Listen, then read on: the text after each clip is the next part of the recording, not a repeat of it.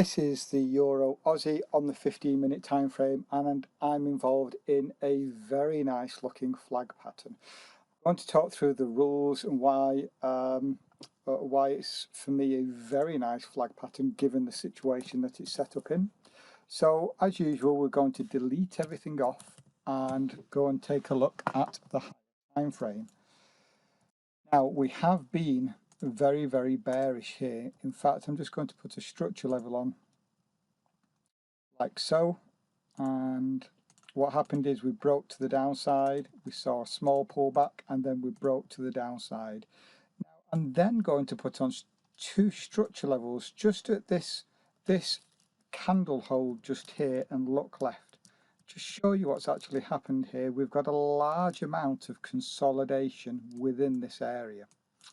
However, I'm predicting that price can come down to the lows down to this point. The reason for that is look at this support level.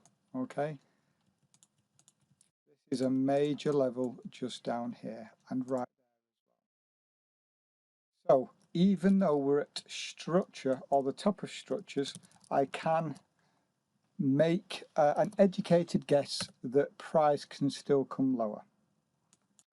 What have we seen here? Well, we've seen a very directional move, very directional move. And with this directional move, we tend to see very small pullbacks. And right here, we've seen a lovely 3-bar reversal with a big lower low, lower close candle. I'm just going to throw on a couple of structure levels there and just look left just to see if there's any structure that has actually turned at to give us a little bit more confluence. And you can see in between those structure levels 1, 2, 3, 4, 5, 6, 7, 8. You know, there's a big area there right here as well, guys. Look at this, another 2 there, there, and there. So this is most definitely a key area where the price, after a long run, could see a very small retracement, and we see this beautiful 3-bar reversal just here. Let's drop down another time frame. Here is the 60, once again still within that zone. What I'm noticing is quite a steep retracement, but look, all the same candles this way. Sideways movement followed by an indecision candle. So as I drop down the time frames, I'm thinking, okay, this could be some form of pattern. What there is, and I absolutely love this, we have a beautiful swing in the market, a big rally, a pullback, a move higher, a pullback, move higher, and then a break below, close below this head and shoulders. So I've been eyeing this head and shoulders up for a while, and I've been looking for an entry within this outside return just here. Now, those of you that follow me and have done the educational course, you'll know that when I look for rotation patterns or flag patterns, I look for them turning within the wicks. Okay, so we've got a head and shoulders, and I believe price could actually come all the way back down to here. So if I look at this as a flag, I'm going to draw it out based on the closes of the candles.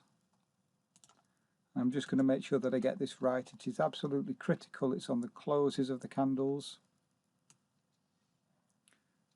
Once we have that, I can then duplicate it, move it up to again the closes of the candles, and minimum 4 touches. 1, 2, 3, 4.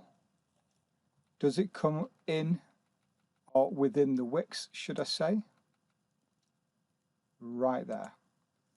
Okay, it gave us this beautiful, not quite a pin bar, but then it gave us a red candle, and it's just gone 10 o'clock and the market actually jumped lower and it's now physically closed out of the trend line, giving us the confirmation we could be going lower. Since the higher time frame for me indicates that we could be going lower based on that head and shoulders and that lower structure level, my target's going to be the 127 fib. So when I bring back on my orders, This is actually in profit, but because of the overnight fees, it's obviously showing in arrears. The reward on this trade, I'm front running by 4 pips, is going to be a lovely 96. When this is over, my stop is going to be just 13 pips above this level, which is going to make it 57. I'm going to move this down to 57. Moved it back slightly because of the 10 o'clock changeover. I don't want the increase in commission to simply stop me out, but the risk on this trade will then be 40 pips, giving us well over a 2-to-1. I'm just going to double check.